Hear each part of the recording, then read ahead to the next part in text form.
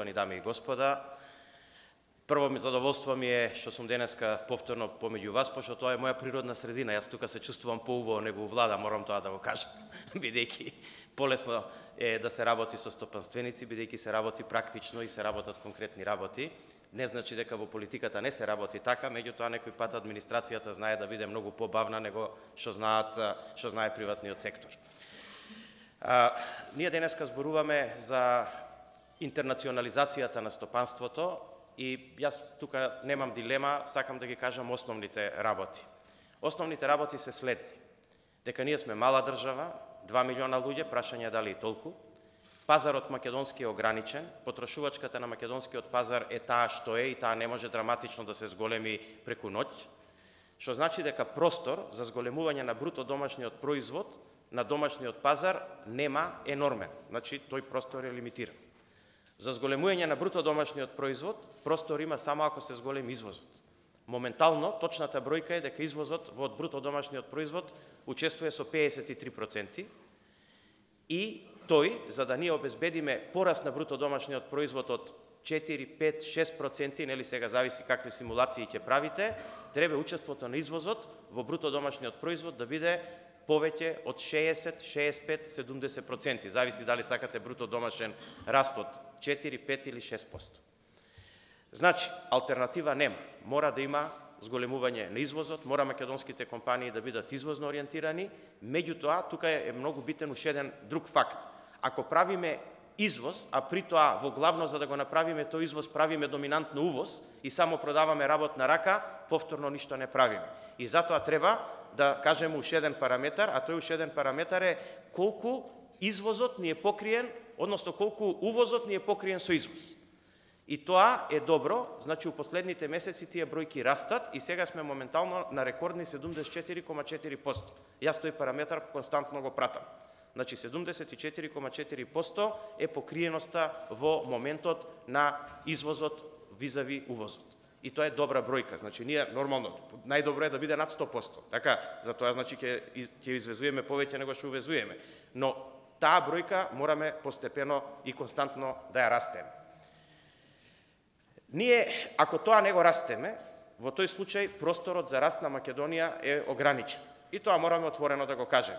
Значи, за да можеме тие бројки да ги растеме, ние мораме да ги стимулираме оваквите компании кои што можат да направат голема додадена вредност во своето производство и во извозот што го прават да не продаваат само работна рака, него да продаваат и технологија, и знаење, и природни ресурси ако треба. Значи, треба да ги детерминираме гранките кои што позитивно влијаат врз македонската економија. И тоа го правиме, и тоа јасно веќе ни е познато, значи во рамките на македонската економија. Што прави владата во таа насока? Владата го прави управо тоа сега во моментот. Вие знаете дека претходните програми беа да се поддржуваат фирми кои што се во технолошко-индустријските развојни зони, што не е лошо, добро е. Меѓутоа, за жал, ако ги видите таму бројките, имаме милиарди евра извоз, ама имаме и милиарди евра увоз. Разликата е во платите на луѓето.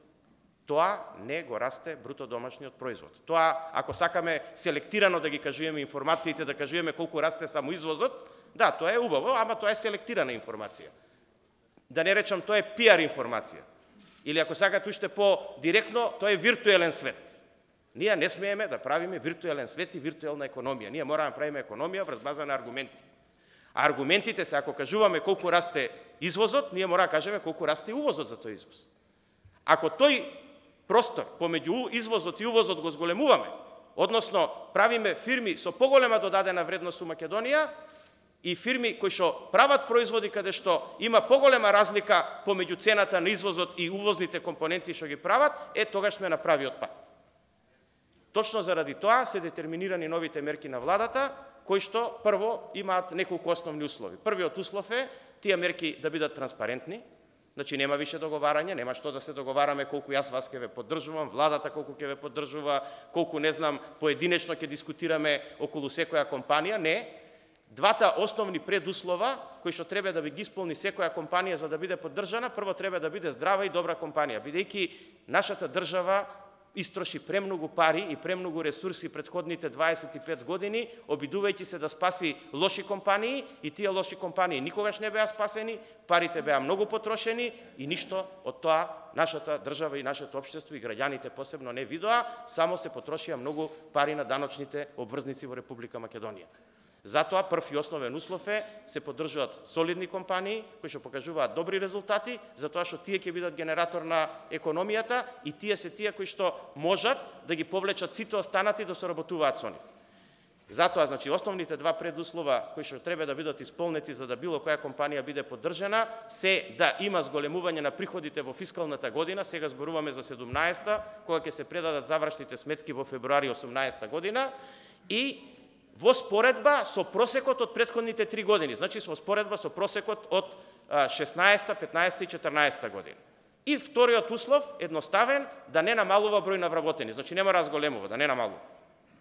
Ако таа компанија ги исполнила тие два основни предуслова, онда има сет од 15-16-20 мерки кои што се транспарентни, кои што сега се веќе и ќе бидат објавени како владина политика, за кои што ќе биде донесен и посебен закон, значи до февруари месец, за да тие бидат сигурни дека секој кој што ќе постигне резултати ќе биде поддржан. Сега, ако ги исполнат основните два предуслова, кои се мерките кои што треба да ги користат? Јас нема да зборувам, значи, за сите мерки, бидејќи ќе треба повеќе простор, ќе ги кажам само основните кои што мислам дека имаат најголема тежина и најголемо влијание. Прво е да се поттикне инвестицијата. Значи, никој нема да биде поддржан ако не инвестира. Значи, ќе биде за секоја компанија што ги исполнува претходните два услова, ќе им биде направен поврат на инвестицијата од 10% во текот на 2017 година, односно следната година за претходната година од сега па натаму. Значи, секоја компанија која што инвестирала 1 милион евра, ќе бидат вратени 100.000 евра. И сега доаѓаме до суштината на денешната конференција. Секоја компанија која што ќе зголеми својата конкурентност на странски пазари или ќе биде извозно ориентирана, со други зборови го стимулираме, на овие 10% ќе добие дополнителни 10%. И тоа е значителен стимул. Значи, што викаме ние со ова? И ве повикувам сите како стопанственици. Сега е моментот да се инвестира. Инвестирајте. Тоа што ќе го инвестирате, ќе ви биде вратено, ако сте ако сте на домашниот пазар 10%, ако сте на извозно ориентирани 20%. Никогаш тоа не било за домашните компании во Република Македонија. Оваа година има детерминирано 46% повеќе пари во буџетот на Република Македонија за економска поддршка. Никогаш досега немало економска поддршка на македонските фирми. Во овој обем и на овој начин. Еве сега го има. Еве сега треба да покажеме дека знаеме и можеме да инвестираме. Ако сега тоа не го направиме, значи нема потентност во економијата. Сега треба тоа да го кажеме, дека треба да го направиме. И затоа збориме дека 18-та година треба да биде година на сериозни одлуки во Македонија. Тоа треба да биде година кога треба да покажеме економски раст, тоа треба да биде година кога треба да покажеме капацитет на надворешна меѓународна политика, на домашна политика. Зошто ова го зборувам? Зошто сега во економијава ја ставам и политиката? Вие можете да правите какви сакате мерки и 90% субвенции давајте. Ако нема владење на правото во државата, ако инвеститорите не се чувствуваат сигурни и заштитени, тогаш вие нема што да зборувате за било каков бизнис. И ние мораме да го вратиме владењето на правото во државата. Државата да не прави фирми, да не се меша во конкурентноста на компаниите, државата треба да ги создава условите за кои што зборува. Зошто е битна и стабилноста? Затоа што ако вие немате стабилност во државата политичка, тогаш имате голем проблем. Еве јас ќе ви кажам еден личен пример. Кога се случуваа настаните во април во парламентот во Македонија, јас тогаш не бев потпредседател на влада, бев стопанственик. Компанијата која што дистрибуира едни од нашите производи или најголемиот производ, не е битно, сопственикот на таа компанија, тие е австријска компанија која што дистрибуира низ цел свет, ми се јави и ми вика: господин Анѓушев, дали вие гарантирате за вашите испораки? Па викам: зошто ме прашувате? Па вика: гледајте што се случува кај вас. Па викам: тоа нема врска, тоа е, викам, политика. Кај нас у фабриката се си функционира, си работи. Не, вика, јас, вика, имам едно специфично прашање за вас, вика. Ако е дозволено, вика, во парламент да се влезе, вика, и пратеници да се тепаат, па кој ги спречува, вика, да влезат кај вас у фабрика, вика. И легитимно е прашањето.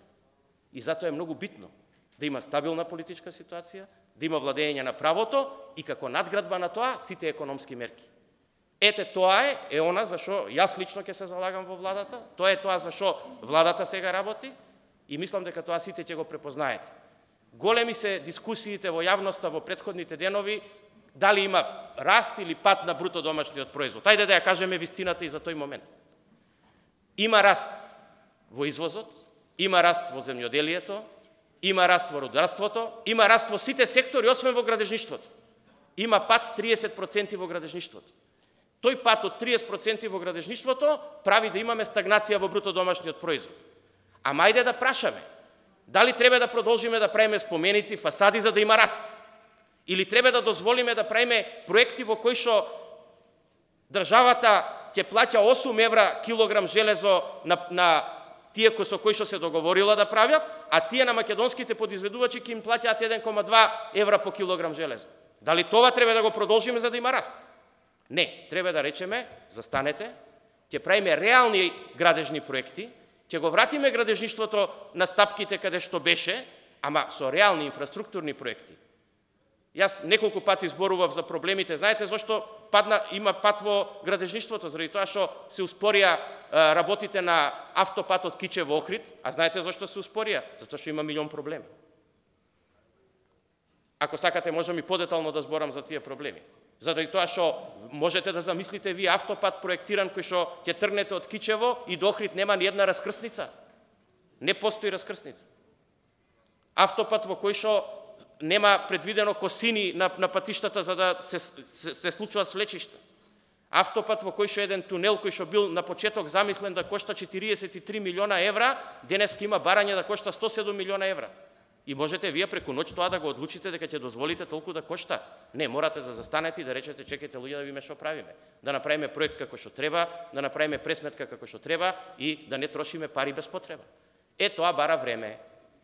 Да, јас знам, барањата на јавноста се тоа да се случи брзо и тоа се оправдани барања, бидејќи надежта е голема и таа надеж ние мораме да ја испорачаме, ама јас поставувам едно просто прашање.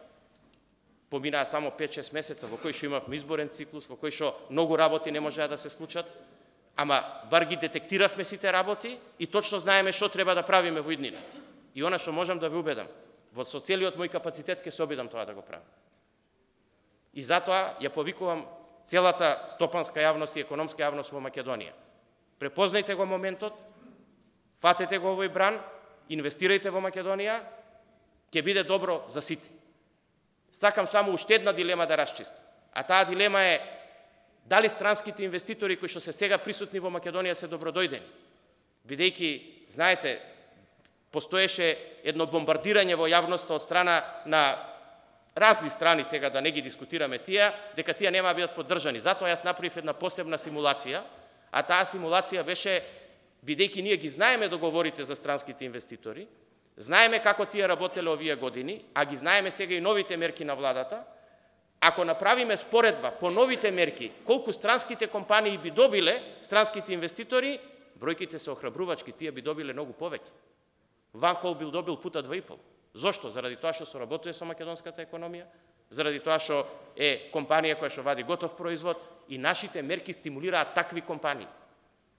Нема да добијат тие компании повеќе пари сега по новата програма, на кои што државата претходно им дала да не плаќаат и социјални придонеси. Па чекајте, ако тие компании не плаќаат социјални придонеси, а при тоа ние имаме дупка во буџетот за пензискиот фонд од пола милиарда евра годишно, па за каква стратегија и за каква економија правиме ние? Муабет.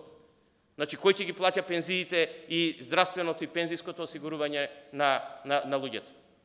Значи, затоа, ние такви мерки нема повеќе да поддржиме, ама сите компании кои што ги немале социјалниот пакет на ослободување, тоа се само 3, да не се лажеме, од 19 се 3, сите останати, значи 16 компании од 19 кои што денеска активно работат, ќе би добиле поголема поддршка денеска, него што ја добиле претходно. Ама знаете каде е разликата? Поддршката ќе ја добијат транспарентно, сите по исти критериуми. Нема еден да добие 1000 евра, друг 11.000 евра за креирано работно место. Нема еден да добие 0 за инвестиција, друг 500.000 евра за инвестиција. Јасно, покажи инвестицијата 10%, извезувај 20%. Има уште една трета категорија, бидејќи нас регионот ни е многу битен. И многу е битно да сватиме дека во регионот на Балканот мораме да успоставиме поголема соработка. За тие компании има плюс 10%, значи тие 30% добиваат од инвестицијата. Кој ќе го зголеми извезот во регионот? Па видете, ако некој денеска вас ви даде 30% поврат од инвестицијата и вие се мислите и понатаму дали да инвестирате, онда мислам, јасно е се нема идеја, така? И затоа не би должел повеќе, само би кажал дека она што сега се обидуваме да го направиме и го правиме и ќе го направиме и затоа сме детерминирале пари во буџетот на Република Македонија е поддршка за економијата како никогаш досега, поддршка за инфраструктурни проекти како никогаш досега и кратење на трошењето на пари непотребни. Без разлика што овие бројки на почетокот беа дека ете има некаква стагнација. Да, во градежништвото има мала стагнација, ама сите други сектори одат напред. И ние мораме да ја кажеме анализата прецизно. И ја кажав зошто во градежништвото е тоа така и зошто тоа ќе се смени следната година. И јас очекувам следната година од она што ние го гледаме сега како 3,2%, мислам дека со сигурност ќе биде достигнато, а очекувам таа бројка да биде и поголема. Заради тоа што на повидок е Фени да се реши, на повидок е Југохром да почне да работи, на повидок е решавање и со проблемите на аутопатиштата од кочување, да таму се интензивираат работите, на повидок е добивме за тоа, ако се сеќавате, и грант во Трст, да се одглави работата на градењето на железничката пруга према Бугарија. Разговараме, веќе е готов проектот за железничка пруга Кичево-Лин, значи тоа е првиот град во Албанија. Ние мораме да се поврземе со соседните земји. Не е работа на државата да биде најголем работодавач во делот на бизнисот. Работа на државата е да направи услови за инфраструктура за да може да се одвива бизнис. За каков бизнис ние зборуваме кога со наши две соседни земји и со нивните главни градови сме на 250 км оддалеченост и во 21 век ако сакате вие да стигнете у Тирана или у Софија, треба да патувате 5 часа. А камион треба да патува цел ден. За каков бизнис ние зборуваме ако треба еден камион да тргне, не знам, од Истанбул или од Турција и да стигне до Словенија, да помине 7 граници и 80% од времето да стои на граници, само 20% од времето да вози. Значи мораме таквите проблеми да ги решаваме, значи едните се инфраструктурни, кај што треба големи пари, а другите се административни.